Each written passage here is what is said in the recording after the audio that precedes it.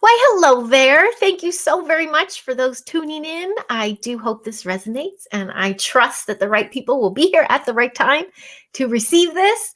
I am so grateful and honored to be chatting today with friend Jennifer Juvenelle. Jennifer and I met just a couple months ago. We did an episode of Raising Starseeds together, and we continued chatting offline. And I just thought, let's talk all the things today. We're going to see and let spirit take this wherever it needs to. But I do want to introduce you first, as Jennifer is an author. She's a coach. She is a mom to a starseed. She's a starseed herself. She has shared some tales, maybe will today as well, about the free birth you went through. She did a home birth, free birth. And let's just take it off from there. Welcome, Jennifer. See Wonderful. How I did that? I was like, blah, blah, blah. Thank you, Heidi. I'm so happy to be here and so excited to be talking to you about all these topics and connecting with your community. This is helping us grow, because that's what I think we also have. One of the many things we have in common is finding the others and looking for that community so we can co-create and build this new earth for our kids. So where do we even start with this? I know our similarities, I was catching, we overcame a lot of trauma. And I know you yourself had turned that into that psychological thriller, The Daughter of Belial. Belial. I was close. Belial. And which it didn't depict your childhood, but it was a way for you to kind of put some experiences into the book, correct? Do you want to tell us about that a little bit before? I'd be happy to. Yeah, honestly, the book came about as almost like an accident. I intuitively channeled it. So I started writing it at the beginning of my healing process, and I completed it sometime after like the bulk of my healing. Healing is a journey, so I'm still refining, and there's always learning, but there was a period of time where I was really cocooned and really focused on healing my past trauma. And that was when I wrote the book. And so I have woven myself into it. The story is definitely not my childhood, but there are aspects, I think, like more so in the themes. For example, one of the major themes of the book is a young woman who doesn't know herself. She doesn't know her family history. And those closest to her are the ones who have lied to her the most. And so that was something that I actually went through. And I wanted to invite readers into that experience in a really visceral way. I bet there's so many readers that can chime in on that. I know I can too. Those that are closest to you that hurt you the most. Yeah. That's a hard one. one. And you were saying too, with your writing, it's channeling. You're bringing it through, as a lot of, writing kind of is. You're just bringing the message through. And when you had that completion, did you feel like this is going to kickstart a series? Is it going to be? Yes. It was kind of, as I was getting further along in the process, I'm like, this story, because it's actually a thick book, and I realized like this is going to take more than one book to complete this series, because the overarching theme of the series is one woman's journey from victimhood to victory, you might say, or to self-empowerment, and realizing her true power that lies within. And that's the journey I'm on too. And so the first part of the book is, I do have trigger warnings because it's really challenging material. But the first part of the book is the victimization. It is that going into the darkness. And this is I'm sorry to interrupt. This is the elite pedo rings and things. That's just much talk among the communities, disclosure communities right now. Okay, go ahead. Sorry. No, go ahead. It is, it's secret order, secret society with the elite pedophilia, and but it really takes it from the perspective of the inner dynamics and workings of those families, and the trauma dynamic that's present within those families and how it gets propagated. And it's really this idea of how like the fish rots from the head. So all these things that we have in our society are because at the highest levels, we have these dramas playing out, and then it just trickles down to us. And so I have a character who is from one of these families but doesn't know it, and her journey of discovery and the victimization that happens as a result as she begins to awaken. Something, and I wonder, I bet it's found in the book as well, but I know in your life we had spoken about going through these traumas and not telling anybody, like keeping it secrets. And I have that experience as well of just like, well, I'm just going to put this away. It didn't happen and it's done.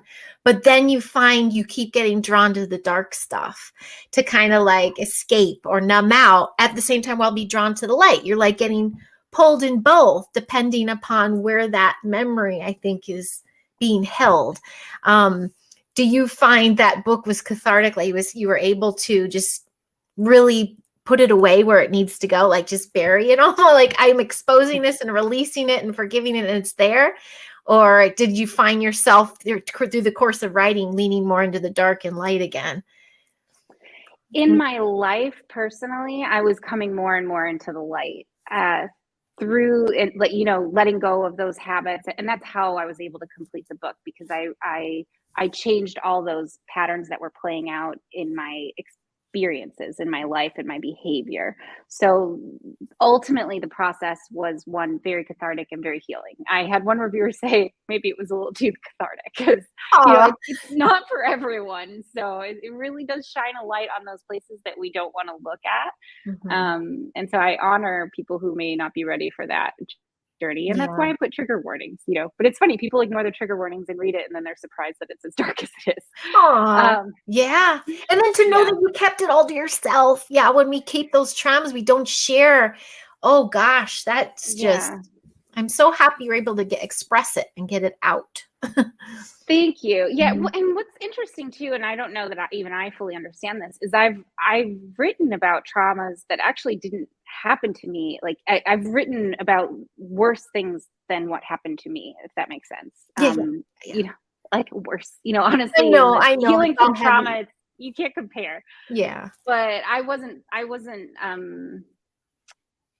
Well, I don't know. It's kind of interesting because in my abuse history, I actually think I was sort of on the outskirts of one of these rings, and they tried to pull me in, and I had one or two experiences with their rituals that I don't remember and that I blocked.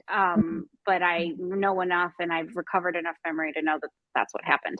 But I wasn't actually, like, I've written about, the actual, like, the inner workings of the pedo rings and everything. And I actually don't, that information came to me intuitively. I've written about that intuitively. So it's kind of, it's almost like you dive into the dark to get some wisdom. Like, I feel that that's what my soul chose to do at this time, to make that sacrifice and to learn so that I could bring light to it. And I love.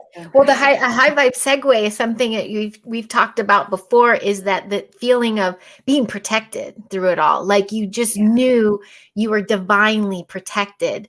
And because there are probably some moments you've had, I've had myself where I'm like, I almost shouldn't be here. Like I was able to navigate, and I know that was a higher power or something, my higher self or my team or anything in place like that. So I'm sure you're protected through expressing, navigating through the trauma as well as healing through it. Have you, do you find that protection in place currently still, or do you feel more empowered yourself? Like, I don't know. That's true. Wait, what did I just say?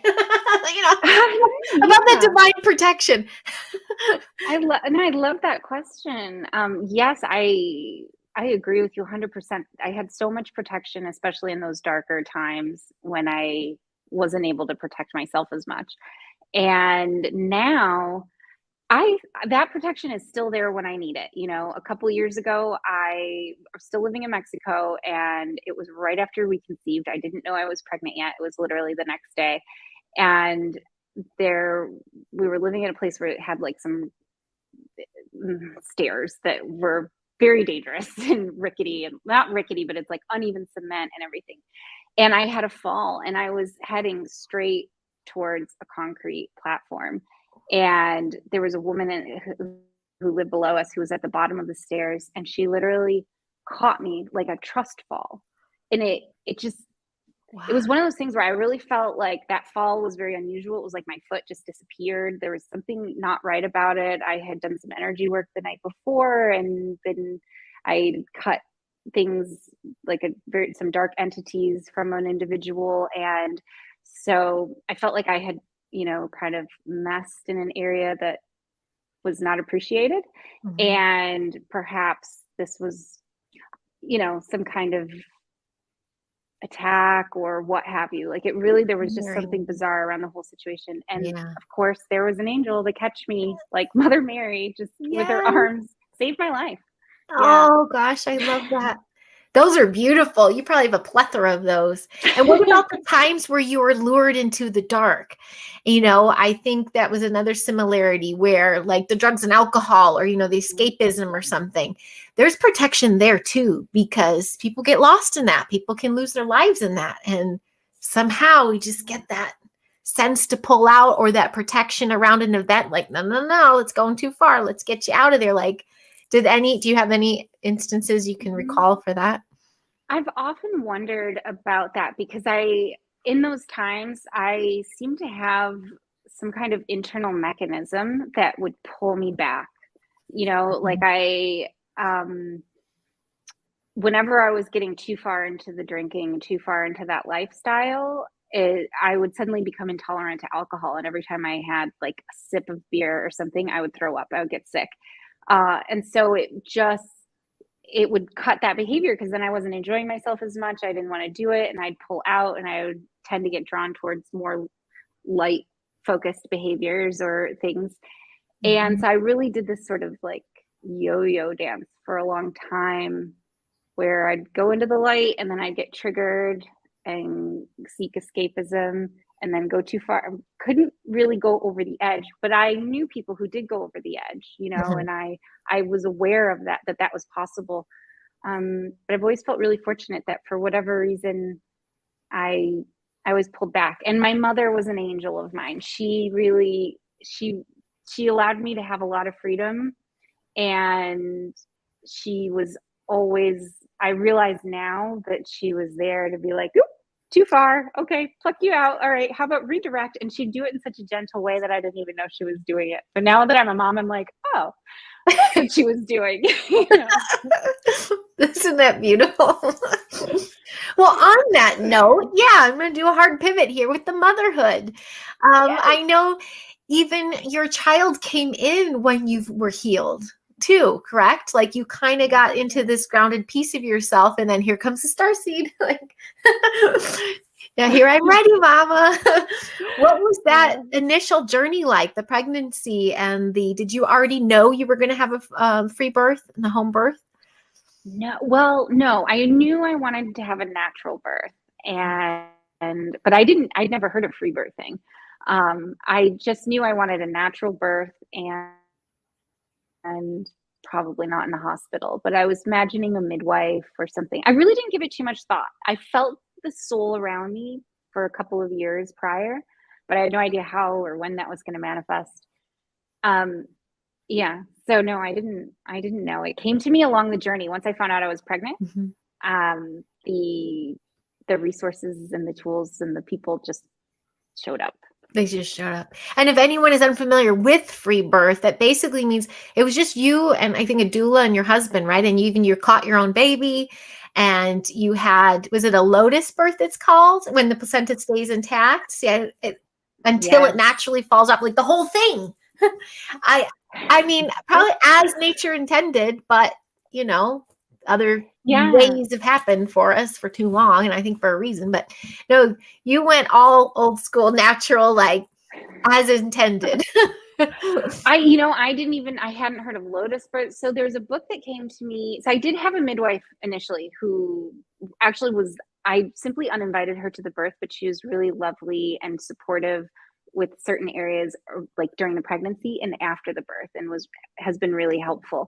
But because I was giving birth in a really remote area that she doesn't live here, it would have been her first birth here. She had a lot of fear around it. And I was reading a book that she'd recommended called Sacred Birthing, and it's by SUNY Carl, I think. I'd have to check.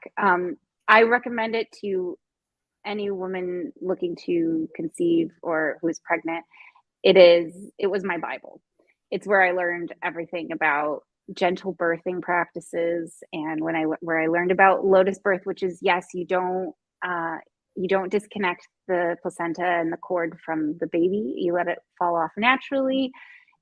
My husband was like, at first, when I first told him about it, he's like, no, we're not doing that. I'm like, yes, we are. Yes, we are. In every step of the way, he's like, no, we're not doing that. And then I say, yes, we are. And then we do it, and he witnesses it. And then you hear him talking about it to everybody. And now he's like the biggest proponent of it. He talks That's so cool. about how it's so amazing. Yeah. That's awesome. But yeah. Mm-hmm. And it was, what was it? And you literally caught the baby. So that you don't hear that very often. You do not hear that very often. No. Well, it was the midwife who is the one who told me, you can catch your own baby. And I said, what? I can? And she was the one who gave me that idea. And then it was my doula who taught me about free birthing. And so she was very hands off. So I knew I wanted to catch my baby, and it was such a magical experience. I mean, because I was able to be in whatever position I wanted to be in, which ended up being on my knees. And I had, like, you know, those, what's it called? Like a squatty potty. Oh yeah. I had also amazing for birthing stools. Oh wow. Okay. I had that, and I had one of those big exercise balls. And so between contractions, I'd rest on the ball, and it was a 6-hour birth. It was really intense. My contractions came, like, I had zero rest in between. And so when Luca, that's our son, when he came out, he came out halfway. Sorry for people if this is a bit too much information, but he came out halfway and turned almost 90 degrees, looked up at me, and went, wow. What is this place? He was still inside of me when he cried, and then the last contraction came, and he came out, and yeah, I caught him, and he was all slippery, and I looked at my doula. I was like, what do I do? Like, how do I hold him? And then bless her, because she's amazing. She was just like, she didn't say a word, and she just let me figure it out. And because, you know, I think there's a lot of people who, in meaning to help, you know, they actually disempower the mother by telling her what to do. And my doula taught me, you know, to really, like, her practice is to stand back and witness and allow the mother and the family to figure it out, because you do figure it out. You know how to do it innately. And so she just trusts that. And it was, yeah, it's beautiful, because I'm a new mom. I had never had a child before. I'd never given birth. I didn't know, I hadn't held a baby, I don't know in how long, like, let alone one that was brand new. Oh gosh. And your mom had passed just before that, so you didn't have your mom there guiding you either. So, but she was there in spirit. Yeah. She was there. Yeah. She was there. And you want to know something funny? Because my mom was really tapped into. I got to spend time with her before. We thought she had been sick, and we thought she was on the mend. And so I was with her in Florida, because I'd gotten her home from Mexico. And I was going to go back to Mexico, because that's where I was having my baby. And what was I going to? And we were talking about the birth and about who would be there. And she said to me, she knew it would be my husband and our doula. And she said, and there's a fourth person, but it's in shadow. I can't see who it is.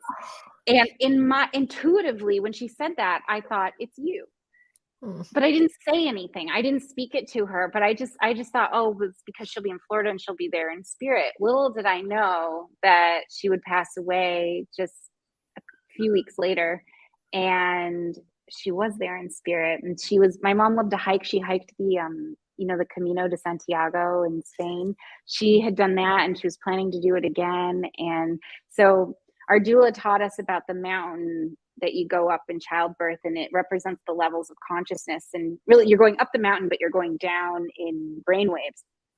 And so when you get to the top of the mountain, that's where you go and retrieve the soul of your baby. And so I had this image with me, and I'm going into, like, the lower brainwave states where you really start to tap into universal consciousness. And I had this image of the mountain, and my mom was there in like her little hiking gear, and she had her hiking poles, and she's guiding me up the mountain. And it was, I felt her. And she also spoke to me because we didn't know if we were having a boy or a girl. And so, there was the moment when the baby was born, and none of us thought to look to see if it was a boy or a girl. And as clear as day, I heard this voice that said, "It's a boy." And I looked at it, and then I was like, and then I checked, and sure enough, it was a boy. And I now think that was my mom. I'm sure I love this. Her grandson. That's so sweet. Were you already studying, about the starseeds and the waves of starseeds coming in? And did you already feel that between you and your mom? Or, when did that conversation start happening? Yeah, I can't remember when I first heard the term starseed. I mean, it definitely was a few years prior, several years. I think I read Bringers of the Dawn by Barbara Marciniak, and Starseed Transmissions, so I started. That's my favorite. Yeah. Is it? Yeah. Yeah, I have it here because I'm like, I don't think I even ever finished it. I need to go back. That's like one of those. Yeah, my mom had that one, and I kind of snagged a bunch of her books when I moved out west, and she makes her notes in it. And every so often, I just think I have to flick it open, and it always lands where I need. And my mom's notes are like perfect for what I need answered. So I'm like, there's my answer. I love that. It's always around. Okay, so it was around. So yeah. It was around, and I really resonated with the term. So I started looking online to see like, ooh, which starseed am I? And I vibe with, I really vibe with the Pleiadians and the Arcturians, but then like also the Lyrans. And so I really feel that all of those lineages. I know some people identify more with one or another, but my whole life is always like a big salad bowl. I just a little bit of here, there, everywhere. It was beautiful. Yeah, but my mom also, she really identified with the Orion. Oh yeah. Okay. Yeah, she liked that one. Well, so through the pregnancy, did you know you're like, okay, this child is going to change the world? Like this is going to be a new human, a starseed that's going to be here that can actually help change our world. Was your mentality different and then giving birth to a child?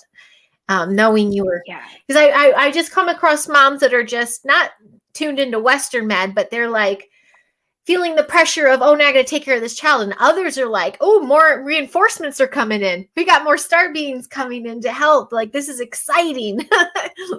Did you have any sort of thoughts about like, I don't know.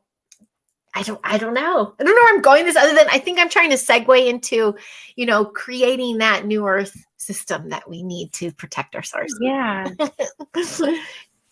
Yes, we have to protect our starseeds so that they can open their gifts, right? And be nourished in an environment that that allows their gifts to unfold and flourish, so that they don't have to go through what we did where our gifts were stamped down and then we have to, as adults, go and do the healing and the work. I really feel that these new generations, they're not going to have to do that. And so it'll be a much faster process. And so I feel a tremendous amount of responsibility. Yes, in a good way. Sometimes I have to like pull myself back and recognize that, he's also human, and our starseeds are human too, and there's a full richness of experience into that. I'm not going to get it perfect, and really give myself that forgiveness. But yeah, I definitely went into the pregnancy. I mean, he was conceived after a major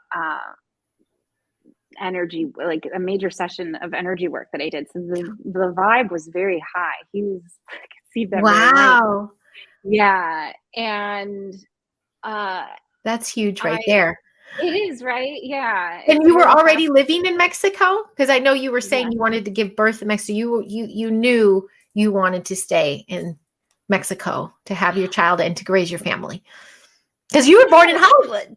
Like you I was born in Hollywood. Yeah, I grew up in Detroit. It was like, but now you're in a remote village in Mexico. I know. It's really one of those things like where the universe kind of just plopped us here. I came to Mexico in 2020 for a month. I was only supposed to be here a month, and then I never left. And That's my awesome. husband's Australian, and I'm from the US, and I have dual citizenship with France. And I thought I was going to go back to France at some point. That was sort of my trajectory. But then when I got together with my husband, I thought, oh, maybe I'll go to Australia. But with the pandemic and everything, we weren't able to go into each other's countries. And I was in Mexico. And so my fiance at the time, now husband, came to Mexico. He was able to get in. And so Mexico's just been really welcoming. And we have ended up staying here by default. And it's been really lovely. Now we have residency, and thanks to our son being born here. So Oh, that's so it just kind of cool. happened. Wow. Yeah, you have residency all over. Well, and he's an author too. So what a beautiful, tranquil place for you both to be creator beings and really just get these projects going and stuff. Yeah. That's really cool. Oh, so both new parents, and now you're with this young child, toddler now, and you're really protecting him against, the agendas and the tech push and all that kind of stuff that's out there. Are you finding community, or are you still seeking community out there? What's that like for you? That's probably the piece that we're looking to where we're headed, because there's a lovely community here of expats and locals, and there's a lot of light workers who come here. But they are they're not families, unless they're just visiting. There's not really, amongst the local community, there's a lot of families. But with what we're looking for with a higher consciousness community, there really isn't that in terms of other children that he can play with, and families that are raising their children consciously. We don't have that yet. So we are very open to learning. If anyone is out there who's in a really beautiful community somewhere in the world, let me know what it's like and what you guys are up to. I would love to know what kind of communities are out there that are forming and that. Yeah. Because you're ready to dig deep and create it yourself, right? You're looking to build it with you, since it's not quite there for you. You're ready to build it. And that's what I found so enjoyable about it, because you're doing it with passion. Thank you. Like, well, it's okay. They're not here. Well, let's do it ourselves. We will. Yes. I am looking to build it. I have an overall vision of building it. And in the meantime, I'm also looking to be inspired and see, because I know this is popping up all over. And so I'm looking to see, where is it happening now, where we can connect now with people who are, and I think maybe the community is sort of starting virtually. It's like we all seem to be in different locations. And so I'm really looking to create relationships with people who, maybe they're not together physically, but who are like-minded and thinking this way. And let's create the community now and share. And you're doing it, like, share with each other. What are the things you're doing with your families? How are you raising your children differently? And let's get thinking, masterminding on, okay, eventually, like, how can we bring this into 3D where we're actually together in community, so our kids can play together and grow up together, and let's have different versions of sports where there's not winners and losers, and it's more about having fun. Like, let's leave those paradigms behind and really step into the new earth of collaboration and support and generosity. I'm here for it. Oh, I love that. I love that. And you're kind of like fresh meat, because you have a toddler. Like, you really are going to be able to do it from the ground up, because what I'm working with now are the older ones, and like some of the teens going to high school. Like, they're kind of scrambling to deprogram what's happened to these kids, and establish something for the older. But you brought up a good point. We need to get the toddlers and the babies and the young ones in the early childhood. What is that going to look like? And get those going, because those, like you said, you can start developing the relationships now, so that you can start getting together. And then so-and-so knows so-and-so, and then the little beautiful patchwork connects. But I'm finding not a dilemma, but the building it is for the older ones, is the community I'm finding out here. And I noticed you're starting to build with the young. And I think that's really cool, because now we can just branch right there. And now we got to find some more and just connect the dots. And we were talking about finding, like the Starseed activities and not even lesson plans, but forms of education for the toddlers, for the young ones, because some of the shows and the screens are out a lot that the programs they're putting out there are just that it's programming. So we just need to find that beautiful, happy place of, how to have these activities and enrichment programs for the littles, for our little star seeds, normalizing it. And we know Sherry Divman in Aramis is putting that together with some of her learning centers. I know she's building, but I do think that it's universal and it should kind of be the norm and the standard. And that's what's groundbreaking, is taking away the old paradigm and building this new one and making that the norm. Yes. We need to do away with the old curriculums and bring in a new blueprint for learning for our children and for ourselves, to re-educate ourselves, because we all have to go through, and that's, we all have to go through the deprogramming, myself included. I'm currently in that lovely work right now, always refining and finding where am I holding on to false beliefs that are limiting me, and expanding into more freedom and creativity. We never really are done with that, are we? We're always healing and trying to figure things out. Something will come flooding back and you're like, oh gosh, I got to work on this now. Yeah, I see it like a spiral, or like levels in a video game or something. It's kind of like you clear away one aspect of it and then it comes back around always for more refinement. And so, because sometimes I think like it does feel never ending, but then when I think of it that way, it kind of makes me depressed. Like, am I ever going to be done with this? And I do think that we eventually, like, we level up, and that means we're all like, because there's lots of things that we are done with, right? Like, we don't do drugs and alcohol anymore. Like, that's in the past. Zero desire. But those tendencies that led me towards drugs and alcohol, like the escapisms, I still sometimes have desires to escape my life. Like, if I'm in a low point, sometimes I just want to like jump in a cloud, So, and there's still going to be things for that. Like, for me, it's like, I tuned into Bravo again. I must be escaping. Yeah. And we're always going to be challenged. Yeah. And finding forgiveness, right? Like, forgiving. I always have to, I keep meaning to put it up on my mirror so that I remember to forgive myself every day. Oh gosh.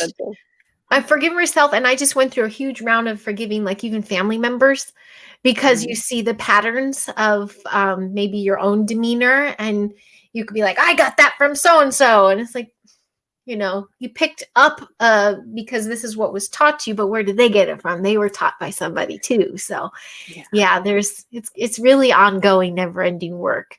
And it just makes you that much brighter, I think, the more you can do. And now, knowing you have this little starseed watching you and under your care, you're able to heal generational traumas and, create a bright, new, big, beautiful future. On that note, what's this coaching? You're adding coaching to your barrel of goodness. I am. I feel really inspired to begin helping individuals who are looking to create conscious, committed partnerships, to step into that and call in true love and be in this new paradigm and create sacred families, whether that includes with children or without children, because it's when we connect with our soul family, that's family. And so I'd really love to be of support and to guide individuals who are ready to do the inner work and excited and would like to clear their blocks, and they'd like help identifying their subconscious patterns, and would like to receive tools and guidance and resources on how they can do that and then call in true love. So it's called Jenergy Coaching. And I also weave in my own personal brand of energy work, which is called light weaving, to assist energetically as well as with the coaching. Oh, that's so good. And you can do that globally too. That's something you can probably do online, right? Yeah. It is. Yeah, it's virtual. So depending on, I'll have different offerings available. And one of the big packages, the year-long package, will include an in-person retreat a weekend retreat. So there will be some in-person work, Cool. but for the most part, yeah, it can all be done virtually, which is great. That's exciting. Well, you just needed to add one more thing to your I'm so excited. toddler, didn't you? Yeah. Well, this is really where my true passion lies, is in personal development and growth. I just happen to also channel a book and am writing this fictional series. That's But personal growth. what I love, That's personal growth. Yeah. that's exactly. So I'm interested in the writing of it, and I love that part. It's the whole like, oh, being a publisher and that thing. I'm like, but so it was through publishing my book that I really realized, like, oh, I'm actually here to, this is what I love. I'm here to help guide people. That was how I promoted my book, was through sharing my own personal story of transformation. And I'm here for the people who are willing and ready to take responsibility for their lives and are tired of experiencing the same old patterns and experiences over and over again, and they're ready to step into something new. I am so here for you. I would love to guide you. Reach out.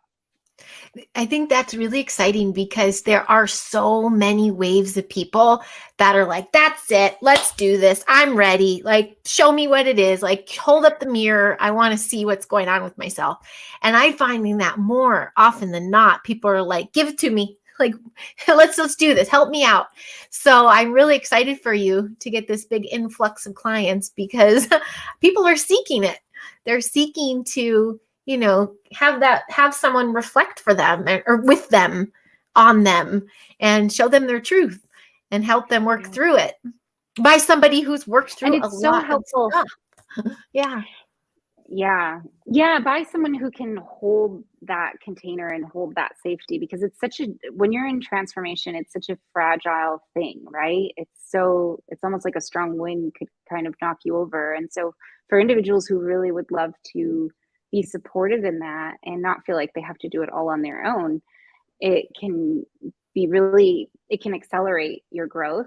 And when you have, it's always easier to see what's going on in someone else than it is to see in yourself. And so a coach can be an amazing mirror to really laser in and help to focus you in the areas that are blocking you. Mm-hmm. Yeah. Those energy blocks. Everyone gets coaches for nutrition and physical and all that. Well, don't forget the energy work. Yeah. That can also, and that's why I'm excited. I'm glad because you get that unblocked, then all the other things kind of fall into place too. Because some people have issues with nutrition and physical because their energy's blocked. So yeah. Totally. It's all linked, right? It's all linked. And the nutrition, once I started coming out of depression and anxiety and everything, I naturally started eating better. It was one of the I'm still working on that a bit, like sugar.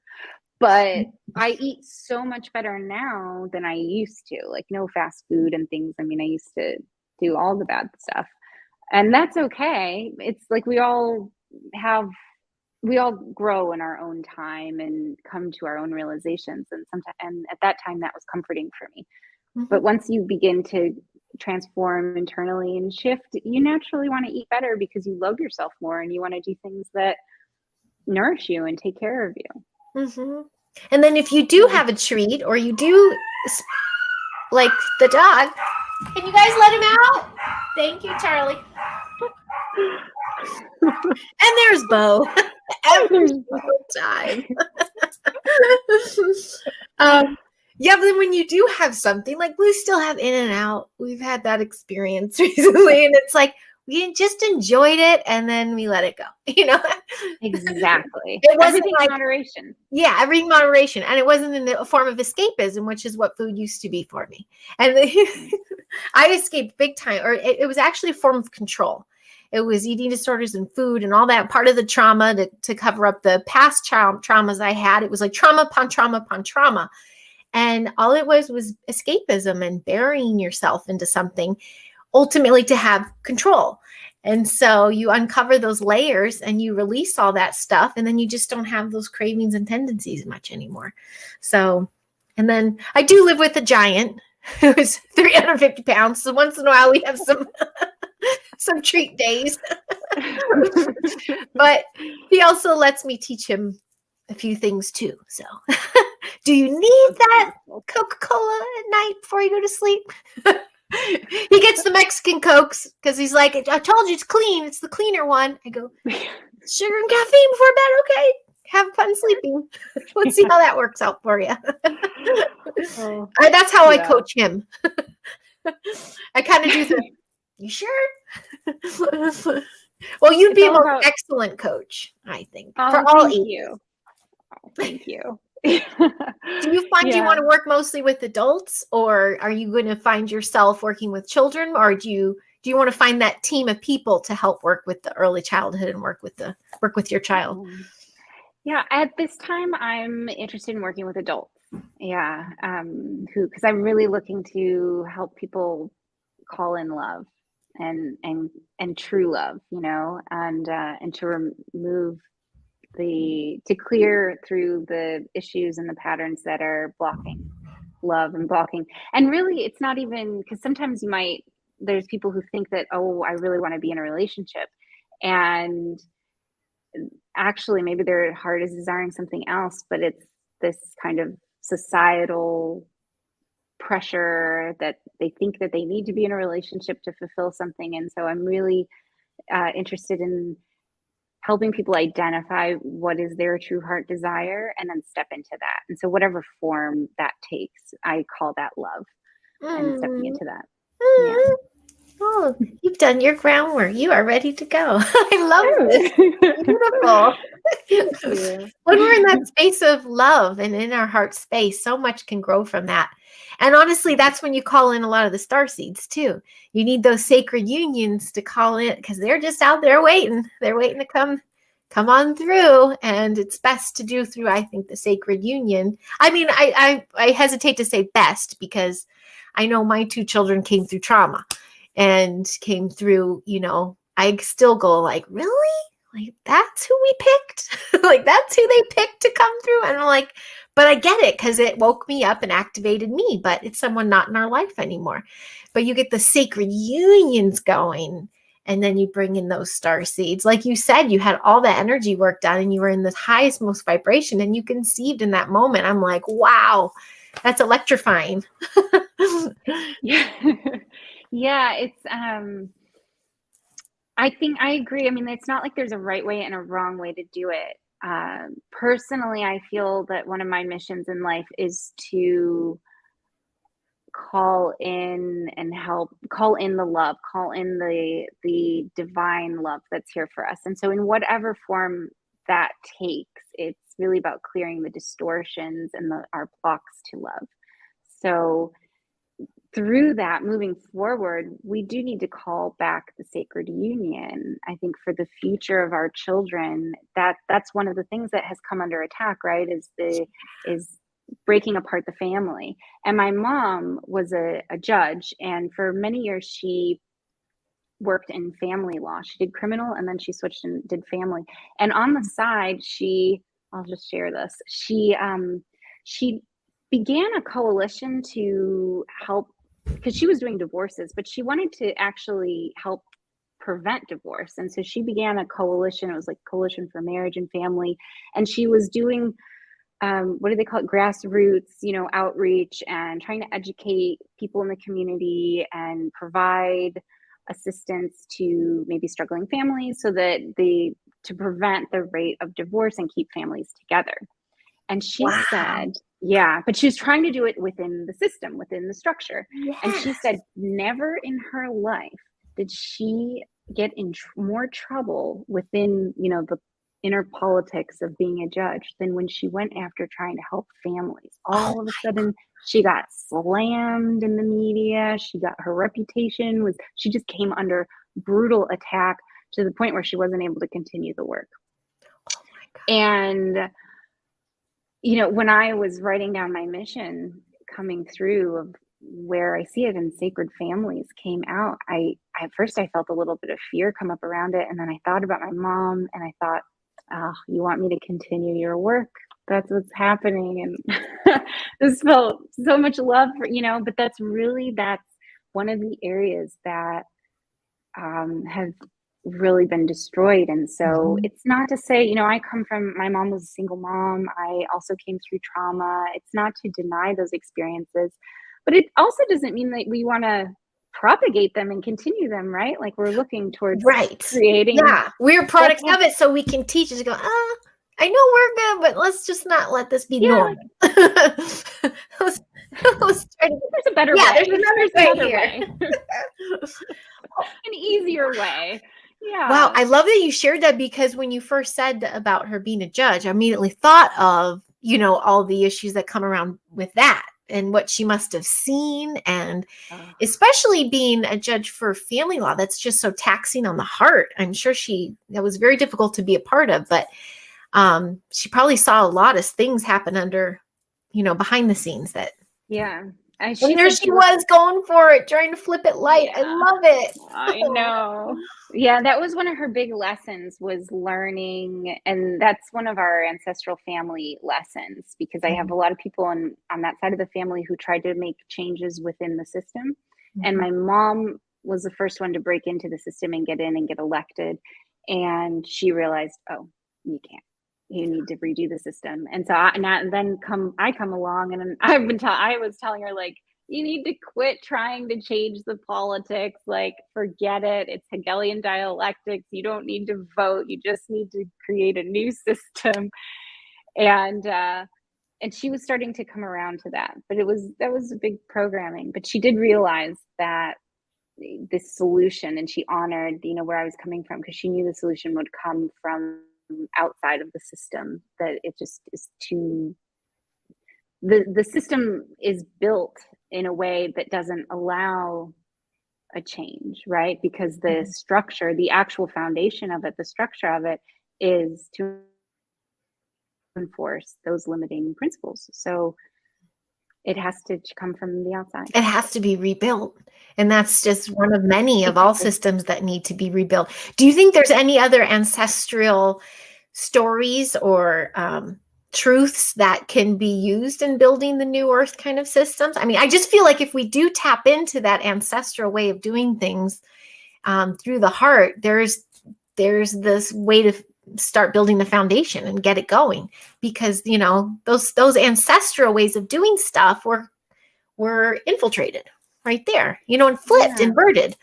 So we got to kind of take that back. But anything you can think of, because I know where you live is ancient and you're surrounded by light, and even just the richness of the land and the protection there. So what a beautiful space to create a new system. Do you feel anything else from your mom or like your ancestors, like, I want to integrate this into raising my son? Or Yeah, I feel my ancestors around a lot more than, maybe I'm more sensitive now, but I feel them a lot, especially since our son has been born. I mean, when he was first born, his eyes, so he has my eyes, they're dark. And when he was first born, it was almost like, it was like looking into the universe, but looking into my whole ancestral line, like I just saw everybody. But to answer your question, I kind of I have Indigenous blood. We're Native American part, and I live in an Indigenous community, Indigenous Mexican community.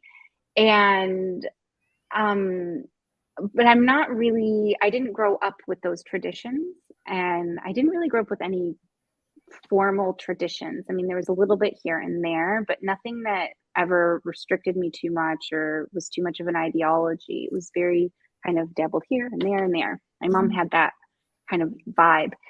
And so that's given me a perspective to grow up outside of tradition, that I view the way forward, the way I see it, is we need to tap into our ancestral wisdom, into the wisdom that is there now on the other side of the veil, and call in their wisdom and allow them to really move through us and to influence some of the new structures that we're going to create. But it's not I don't see it as fully like, oh, we need to go back to the ways of old, or the old traditions, because I also view those systems as limiting. I think that if they got infiltrated and they were flipped, it's because they needed to be, because there's a reason for it, because a lot of the traditions, there's still a lot of patriarchy, there's rules on women, it's not fully honoring of masculine and sacred feminine and that perfect harmony. So I see it as a revolution of spirit, like of everything. We need to really come in with our awareness now, because we're here on the ground and we see what's going on. And so let's tap into the ancestral wisdom, let's tap into cosmic consciousness, and also we're the creators. Like, we know best in certain regards of what needs to, like, what are some of the things that need to happen. Does that make sense? Yeah. To really create a co-creation. So it's not just to like go back to something that sort of romanticized vision, but really call in something new and bring that manifest. Watch that come into being. Ooh, I love that. That came through beautifully. Like, I'd love to say that. I just feel you welcomed this beautiful starseed to planet Earth. And you have stepped into a mission that's pretty grand. It's multifaceted as well. I'm trying to figure out how we can encapsulate and wrap the whole segment in a bow, because I'm just kind of thinking that's what you just kind of said it right there. We are here to create something new, and we're going to tap into our ancient wisdoms for that. And we are going to continue to step into our mission. But with all these starseeds flooding in, I do foresee myself, them getting together and being together, and their telepathy is going to light up. But when they do come together, it's just going to be so incredibly powerful. And we need to find more like-minded moms such as yourself across the planet, so we can get that network together and get it activated. Yeah, start amplifying and co-create. That is really, that's my that's what I'm looking for, because he's 15 months just turned, and so by the time he's 5, I would really love to be in a community of where he can begin to grow up with other starseeds who have conscious parents and who are who are walking their talk. That's my vision. So I'm here for it. Yeah. Because they need each other. We need that community. They need to be, especially when you're homeschooling and different things, like, let's create our own communities of education and things, and begin to, I don't know how it will unfold, but I'm holding the vision for us to be together in the 3D, in the physical, so that the children can grow up together and share their gifts with each other. Right. I don't think at this stage in the game I'm fearful anymore of our future. Yeah. I just feel like it's exciting. I'm kind of antsy. I know, it's almost like, can we just get on with it already? And then I remind myself it's the journey, not the destination. Yeah. Yeah. You asked me 5 years ago, it'd be a totally different story. I'd be like hunkering down, even with my glass of wine, maybe. And I'd be like, I don't care. I don't know. But everyone in my house, and we're going to lock down and have a pod, no, now it's like, boom, let's take it out in the world. I feel the same. It's like no hiding. My husband said to me the other day, he was talking about like having more security, privacy online and everything. And he said something about flying under the radar. And I went away with that, and I thought about it, and I said, no, we don't need to fly under the radar. We need to fly above the radar. Yeah. So we can watch it. Yeah. And it's like, because we're not under it.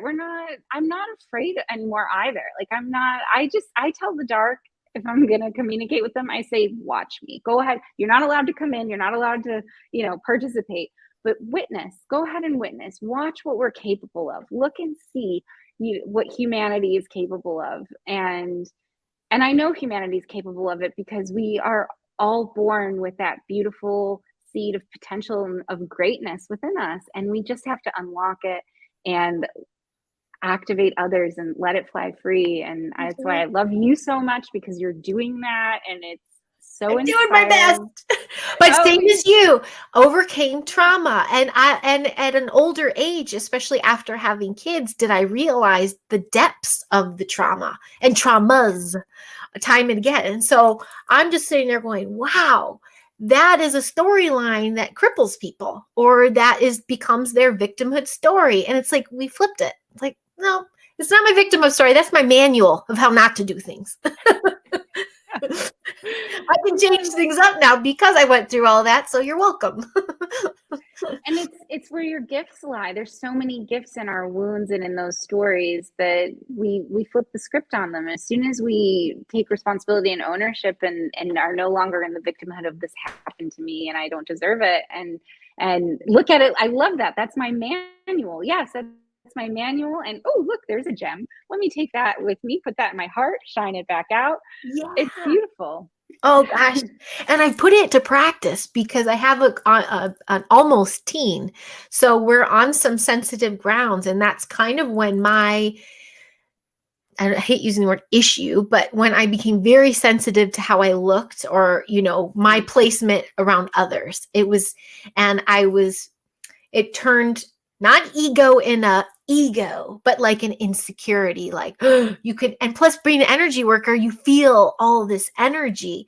So I hid and I buried myself. So I can now, and the sensitive age that my daughter's at, which was same as mine, when I wound up going hiding, I'm teaching her how to express it, how to recognize it. That's not your energy. That's somebody else. Like, these are the things that, I didn't dream of because I didn't know of it. And now that I'm doing it, I'm like, oh, we can empower these kids and totally change our future. So yeah, my manuals, I take it out all the time. That's so beautiful. I love that. And your daughter is so fortunate to have you because it's such a tender age of teenagehood. And I think it's often when we get abandoned by the adults because it's like, oh, you're practically grown now. And Yep. and it's like you're in that period of the disillusionment of childhood, like and you're starting to step into seeing your family differently, seeing the world differently. You might be, not everything is so beautiful as perhaps it was in childhood, and it can be really scary. The schools are asking you to figure out your life plan and what are you going to do when you grow up and how are you going to be a worker bee. And so to have you guide her through that and help her, not just like psychologically and emotionally, but with the energetics of it as well, is incredible. Yeah, they're such energetic beings. They pick up on so much. And you brought up something important because the ancestral thing and the traumas from that, what, this secret side note, I put together and discussed with my sister, and we did say, recognize this, that my grandma, my mom's mom, it comes to find out my mom has two sisters. So there's three girls that my grandma had. And when they came out of that pretty little lollipop childhood phase with the curls and the matching jackets, and they were the cute little girls, when they turned teen, my grandma was done with them. And she was like, ugh. And they all went to vices and abuse. And so we can see that now. And then we see how as children, that was me and my sister. We had the lollipop matching phase and all this, and things got rocky when we had a voice of our own. And the power of forgiveness is so huge because I now look at my mom less as, I can't believe she did that. And more like, poor thing, she didn't know any better. She went through this too. So I can now recognize it in my own. So we just completely erased a bunch of ancestral trauma with just that alone. And then forgiveness of self for going through what I had to go through to come to that realization. I know we keep circling back so many times, but there is always so much to unpack, and there's so much to learn from ourselves and our journeys.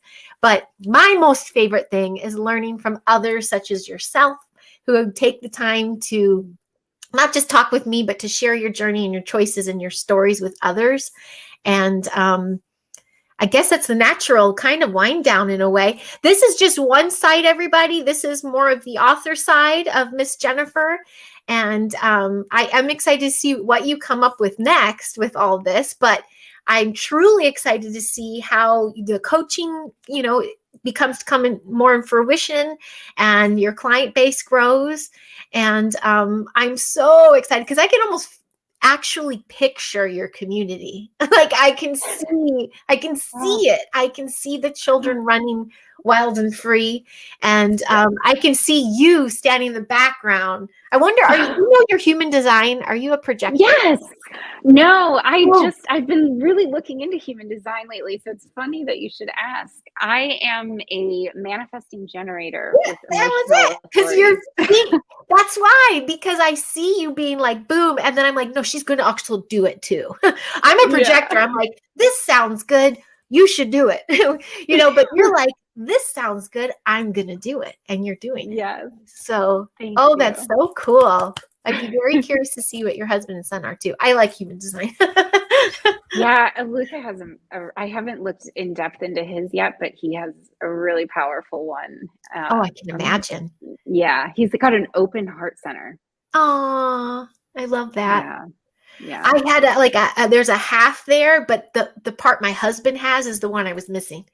And so ours together makes it complete. So that's really cool to do yourself as a family unit and see what channels and everything. There's my little plug for human design. Yeah, I'm just learning about it now. And so I'm still learning about myself, and then I'm planning to do the family and yeah, it'll be great to see how we fit together. I might actually get someone who's an expert to read our charts once I go. Yeah, you should. Yeah. And my pal Jenny Carnes, I recommend her 100%. She did our whole family. But you know what she also taught me? So did Simon Essler and his wife Amanda. They do it as well. But when you learn your child, you know, it kind of shifts your parenting a little bit, because you look at them just a little different, like, this isn't soaking in. I need to do it this way. And I think it's also another brilliant way for the newer education centers, you know, to have their classrooms. Like, you need your file on the child should include what's their human design as well as their astrological everything. Totally. Yes. I love that. And some of those really mad ones, you know, in Waldorf, I love Steiner. I have to correct myself with Waldorf, because Waldorf became very corrupt out here in California. They went full agenda. But the Rudolf Steiner way of, you know, when we were enrolling in schools, they do ask you about your birth and, you know, what happened around that. Some would think it's invasive questions, but I was very intrigued, because I'm like, thank you for understanding that perhaps my child had a traumatic experience starting at his first second on this planet. You know, they want to know the whole body of the child. And I think that's so important when starting these new ways of education and new ways of doing things. These are not just, this child is this age. It's like, this spirit is this, or this soul is this much. And they have to navigate a new way of education that way, because it's just, you know, it's rarely done now.